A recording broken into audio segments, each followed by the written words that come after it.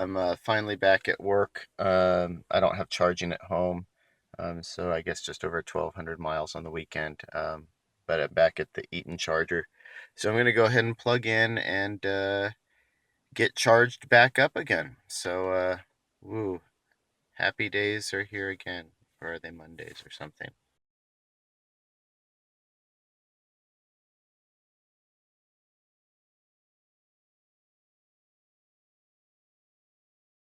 Okay, so good news, bad news. This is about the time at which I'm getting ready to leave. Had a chance to get lunch, got hooked up to the charger here, walked around, did some shopping, explored the town a little bit. Um, but here's where the issue comes in. I had the temperatures are up, everything else is ideal, and the destination is about 190 miles away, and I'm figuring I'm going to get uh, close to the expected. But the problem is, rather than having a nice tailwind that I thought I was going to have, it literally switched directions. So now it looks like I have a headwind. Luckily, it doesn't look like it's going to be that intense, but it's something that I'm going to have to contend with. So anyway, I'm getting out of here later than I would have wanted, but then again, I started my day later than I was initially planning. But I'm fine with that. After visiting the Grand Canyon, um, yeah, I'm fine with my decision. It was a better time to visit. So anyway, I'm gonna get prepped, get ready to leave, and I'll probably pull out in about 10 to 15 minutes. So, all right. So we're heading out, and yeah, I don't know how confident I am. I'm doing what I can do with what I got. Like, I guess I could have just waited until a full charge, but that seemed a little unnecessary. The thing is, though, these winds are really aggravating me because, well, I know it's my curse. I never drive with the wind for whatever reason. However I schedule my trips, I always end up with some sort of a random headwind. I think one time in the last, I don't know, 100 trips, long trips that I've taken, I've actually had the wind at my back. Every now and then maybe something neutral, but yeah, this is ridiculous. It was literally a 20-mile-an-hour east wind, not more than 3 hours ago, and now it looks like about a 5-mile-an-hour to 10-mile-an-hour headwind. Anyway, so really what I'm hoping for is the elevation decrease to work in my favor, along with the increased temperatures, because it does appear to be about 75 degrees or so. So hopefully I'll be able to take advantage of that. So just kind of taking the long meandering route onto the freeway, which is kind of cool.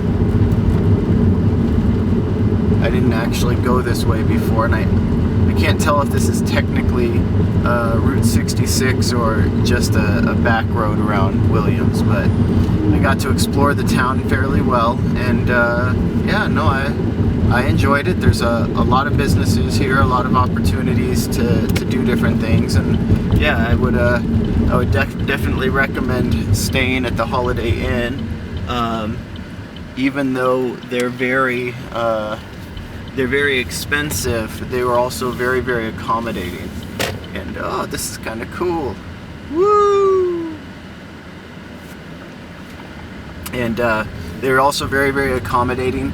They don't get a lot of electric vehicles, it seems like, so they have their staff park in the EV parking spots, which, is unfortunate. They shouldn't be doing that. And then so they're gonna hopefully look at maybe remedying that, just setting aside those back 3 spots for the 2 Teslas and the Universal EV plug. But even still, like I said, they just ran out there and they moved it. No big deal. They have to go in and make sure it has to be activated from the inside. But yeah, no, it was a good deal. So now we're heading back to Los Angeles. I got work tomorrow, so sometimes I wonder about these people. All right.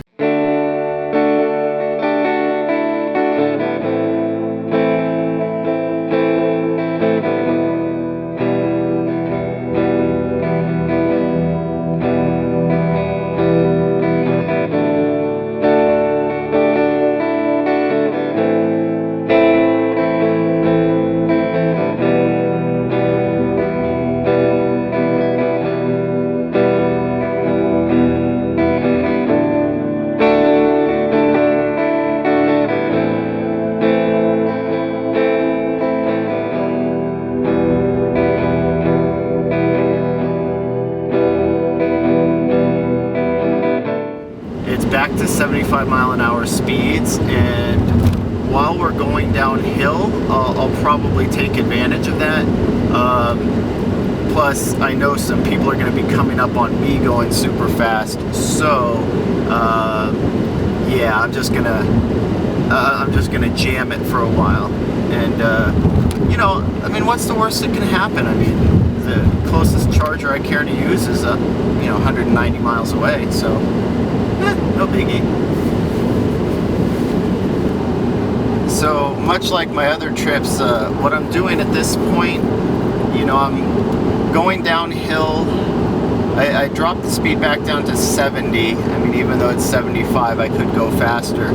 But what I'm trying to do is trying to balance things out here, where I'm looking at my minimum range, or the range required to get where I need to go, so the distance, and the minimum expected range. So I'm trying to get those in balance, because what I've found is if I can get the minimum range to match pretty closely to my destination, even running into adverse conditions, I've been able to make it usually with a decent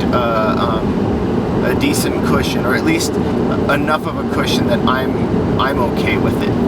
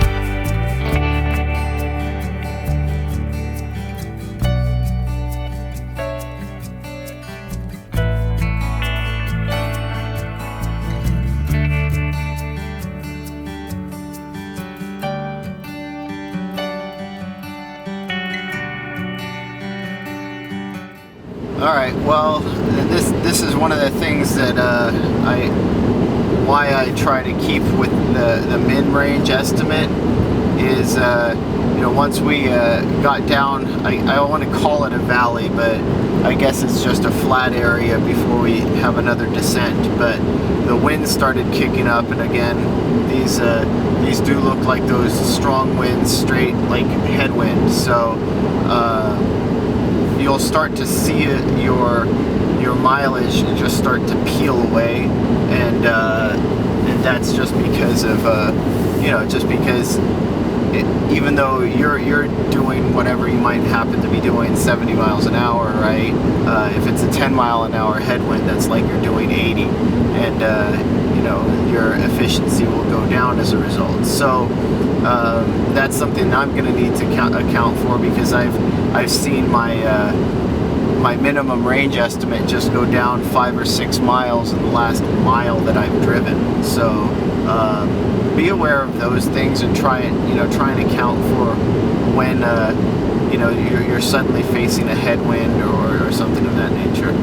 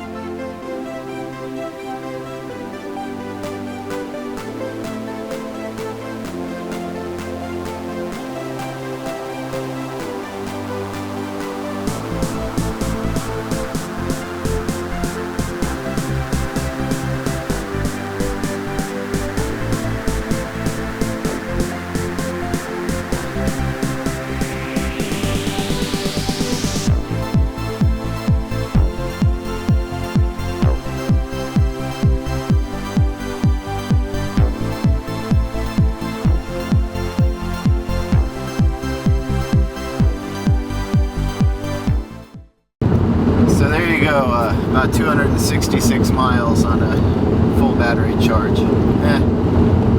Whatever, mixed driving. One thing I was going to say though is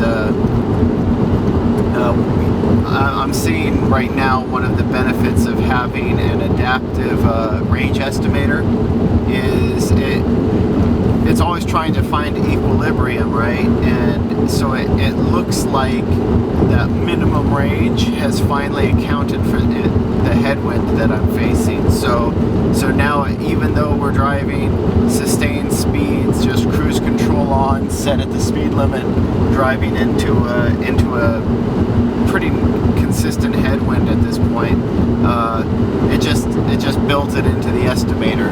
So now, yeah, I'm trending more toward the middle, which is 67 miles left in my battery, and the minimum is 54, and we have 44 miles to go. So yeah, I'm feeling pretty confident right now. So.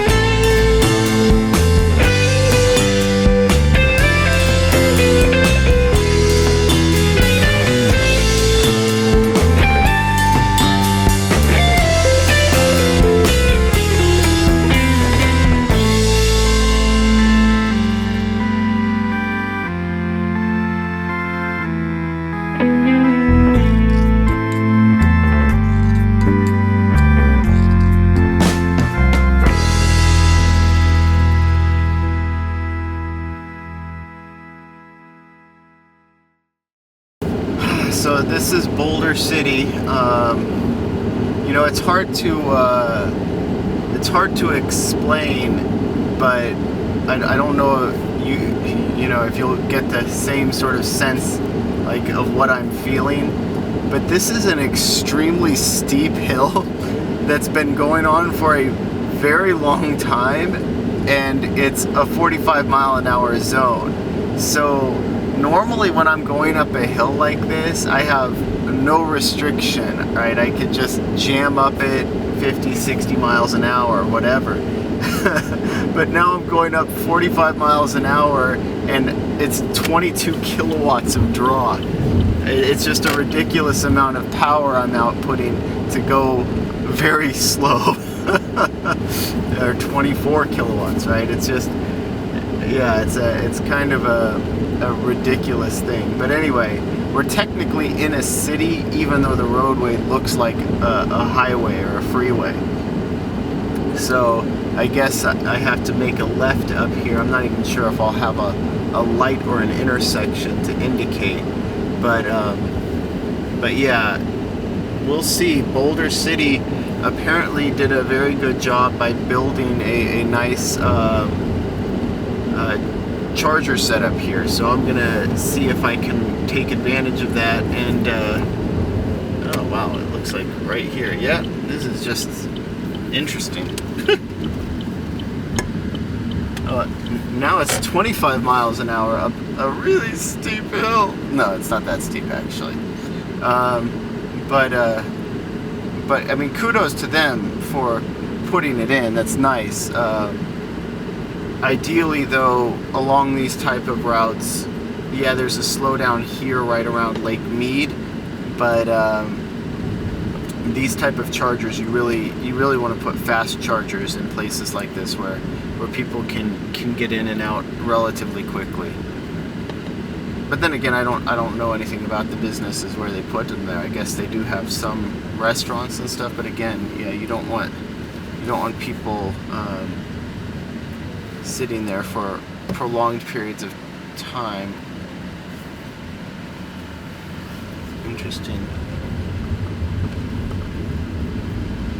To charge if all they're going to do is eat. So.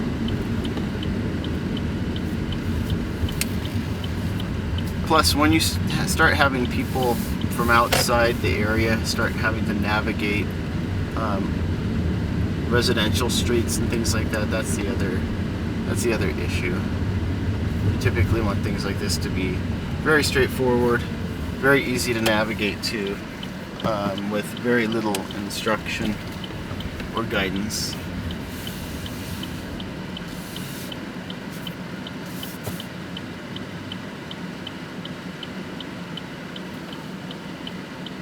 Guess what? No stop for him? That means I have to look very carefully. But yeah, it does get you into their city though. That's, I guess, one positive aspect of it. Again though, I'm gonna spend as little time here as I can because charging at level 2 is just not very good use of your time.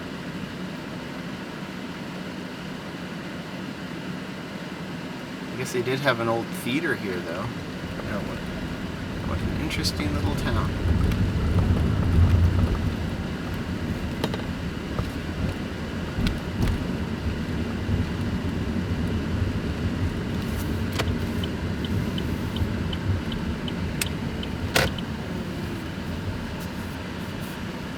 Actually, I think it might be around on the other side. Alright, well, we made it. Yeah, the location isn't exactly where they said it would be. It's actually across the street from the address that's in PlugShare. So, yeah, I guess I could have walked around and parked in the back. But looks like one of the Aero Environment units. Oh, or it says zero emission. It's the Nissan one.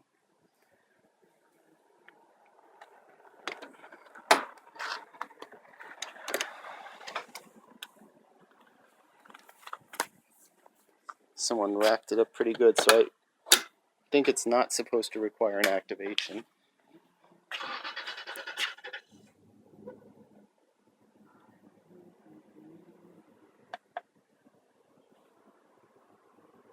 And there we go. Now we're blinking. All right, so I'm gonna check because I don't want to spend too much time here. The DC fast charger is basically the one that I need to be using. So I have about 10 miles of range left in the DC fast charger. I think is about 20 miles from here. So I'm gonna go ahead and verify that.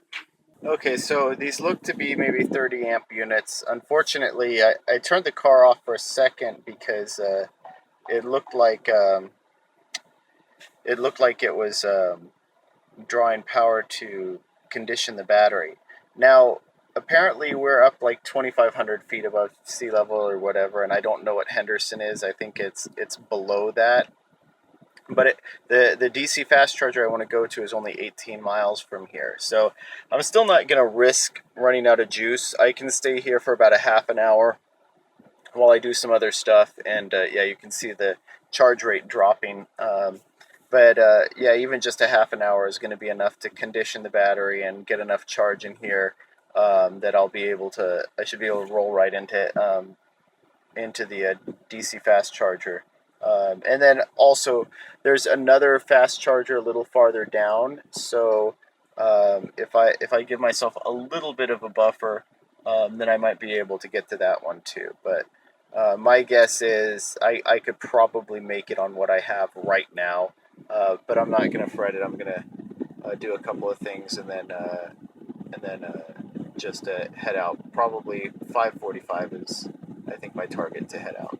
All right, I've taken care of everything I need to take care of, and it looks like we have a minimum range of 22 miles. And like I said, I'm going to let this, you notice how it's conditioning up, and I don't know why.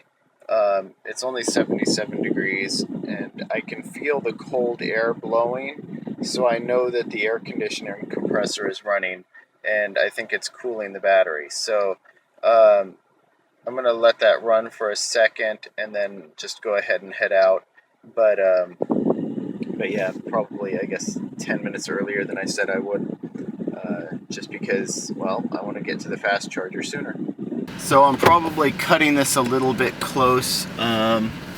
According to maps, I have 18 miles to go to get to the Henderson DC fast charger, and my minimum right now is listing 22 miles. But like I said, I think it's down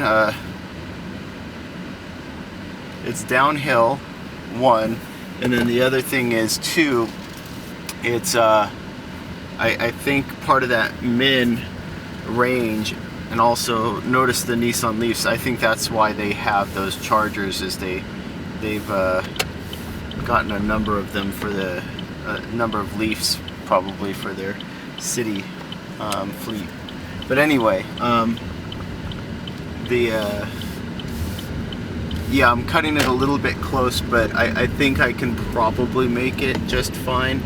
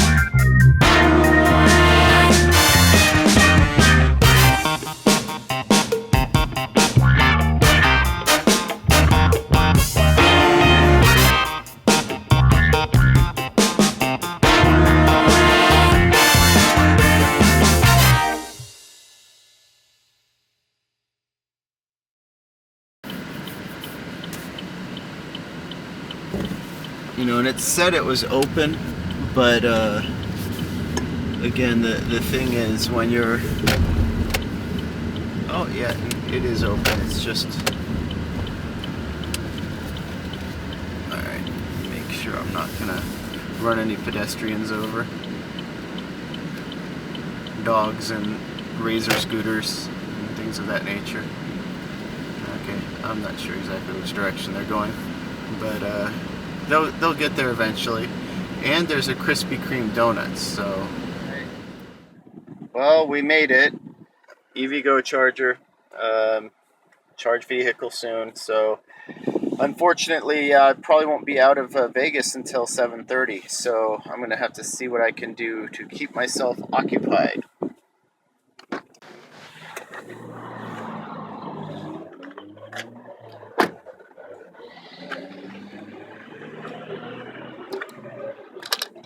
Go ahead and pop the cork.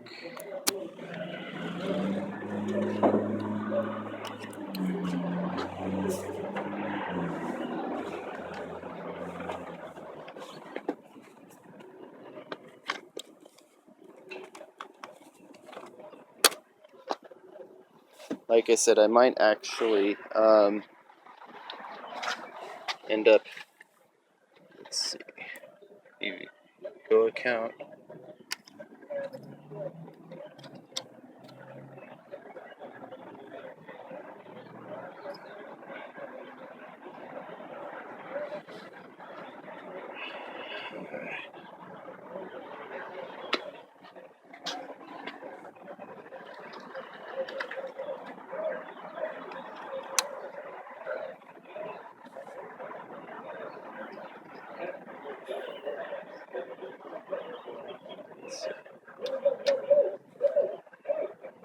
So I might have frozen up the screen.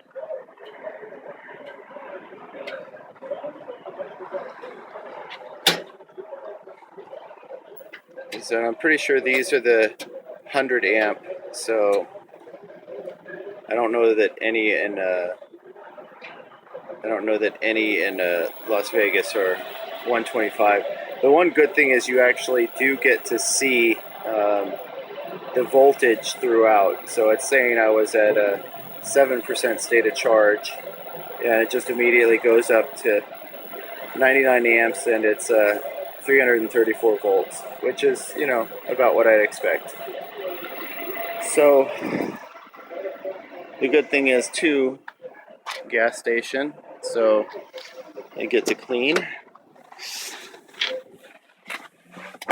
And yep, 80% by 7:30.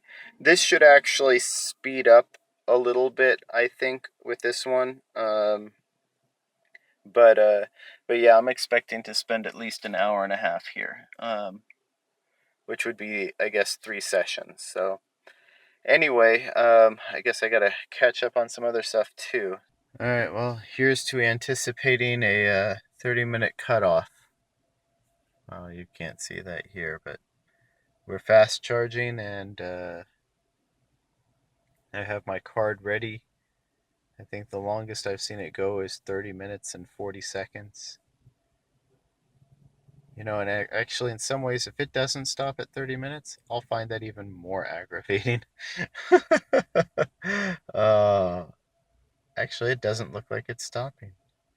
I don't think it's gonna stop. Are we up to 31 minutes?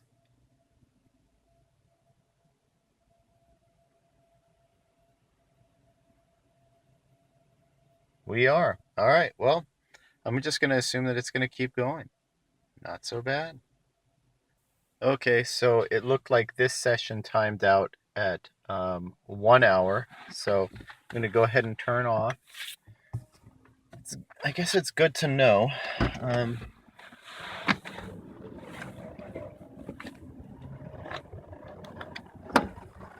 going to need to unplug. And actually, I can feel the heat coming off of the cord. So I know it is actually warming up. All right, let's see. See if I can keep it from freezing this time.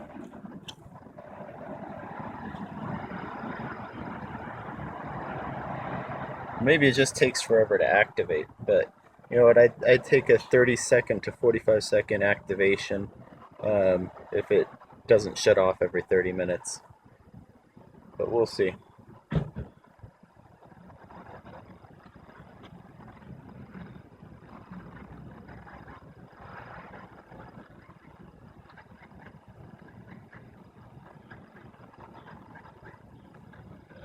There you go.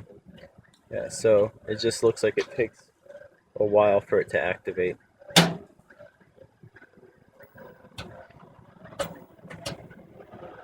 Sending the voltage.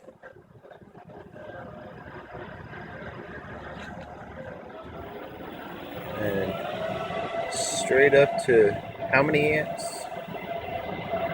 So yeah, so we're at 60% state of charge. I don't know if we'll be able to do this in another half hour, but hopefully we will.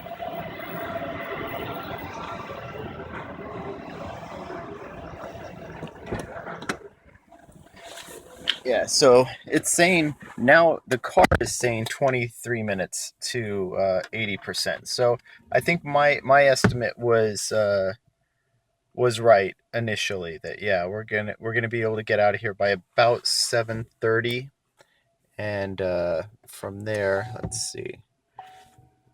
Yeah, so 23 minutes by about 7:30, maybe a little bit longer. So, okay, but hopefully this one doesn't time out at 30 minutes again. So, turn off the lights so they're not there. Yep. All right. Cool stuff.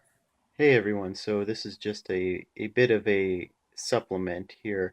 I realized I had lost some video footage leaving Henderson, Nevada and driving into Victorville, and I feel like it's pretty important. So first is that I actually ended up charging all the way up to 85% at the EVgo there in Henderson. And then on the trip back into Las Vegas, I encountered some pretty severe wind gusts, but nothing too bad. But I ended up using all but 3% of the battery, as you'll see, arriving in Victorville, California. Okay, so we made it. As you can see, the temperature dropped quite a bit. And even leaving with close to 90% battery capacity um, was, didn't leave a whole lot. So I guess we'll see here exactly how much. So, now the good thing is I think I only need to be here for about 30 minutes to maybe 45 minutes at most. All right, there we go. Better. Anyway, my guess is something about 5%, which would back my statement that I think I've made before, that I wouldn't leave, based on previous experience, I wouldn't leave Las Vegas with less than, yeah, so 3%. So I wouldn't leave Las Vegas with less than 85% state of charge. Now, I did have to deal with some headwinds and it's a bit cold. So, but again, I was only going the posted speed limit. I mean, maybe I sped up a little bit to pass people every now and then.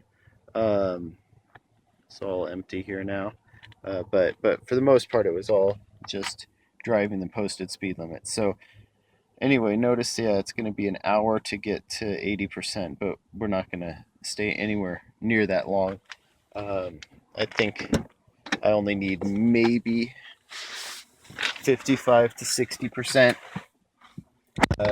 to get home and then back to work again tomorrow morning. So that's probably all I'll do. And then, given the time, um, uh, it might not stop at 30 minutes. So we'll see. Anyway, I'm gonna probably take a quick nap because my I'm getting a little tired with all the driving. But that's what a weekend is for. Right, exhaust yourself so you're ready to start your work week. Ugh. All right, well, the session stopped at 31 minutes as anticipated. That's about 37% of the battery that it charged in a little over 30 minutes. So I think, like I said, I'm only going to be here for maybe another 15. Um, Basically, I think I need to maybe 20 minutes. I want to get it up to about 65% state of charge. It's about 140 miles home, and then another 30 miles into work the next day. So I don't need a huge amount of range, but I'll take advantage of the fast speed of this charger up to at least 55 to 65%. So, all right. Actually, yeah, see, it's saying 42 minutes to 80%, and I'm definitely not waiting for that. So,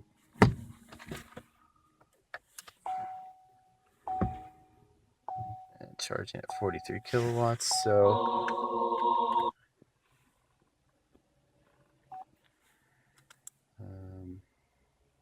yeah. All right, yeah, so probably another 15 minutes. Okay, so let's see. We've dropped down in charge rate. So let's see. Still don't quite have the range that I'd want. Um, the display says it's just 55% now. So yeah, I'll probably wait for it to hit 65%, then stop the charge. So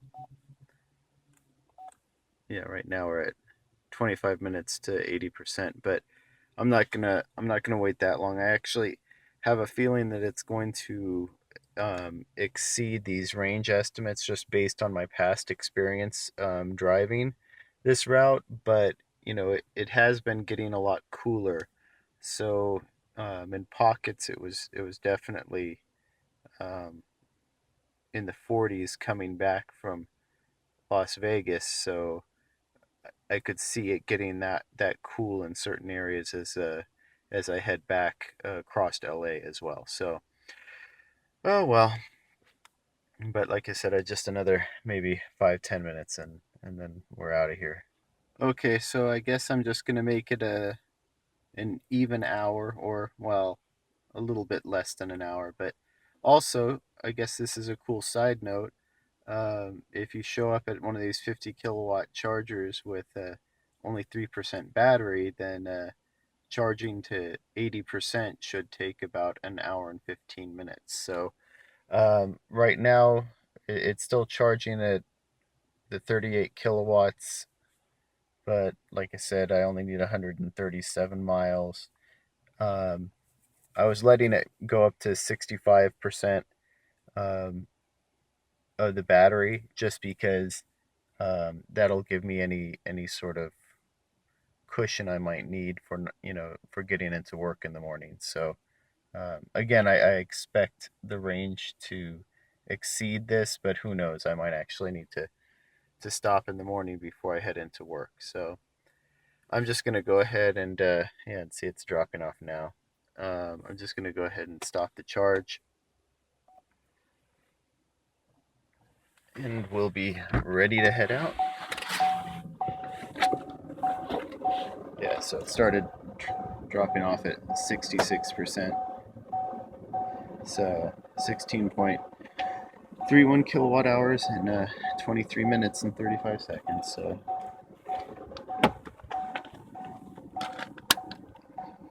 and it is saying it's going to take 2 hours to get back from here. Um, I guess. So I'm certainly not going to meet my goal of getting back by 1. It'll be about 1:45. But hey, that's what happens when you're on the road, and we actually have people hanging out here. Okay. Well, we made it back later than I wanted, but whatever. It's what the what the time allowed. So, um, overall trip efficiency just under 1,200 miles for the weekend and 4 miles per kilowatt hour. So, um, yeah, I mean that's really pretty close to what you can expect for real world driving in these types of conditions. So, all right, well, I'm gonna get some sleep. I have work tomorrow, so oh well.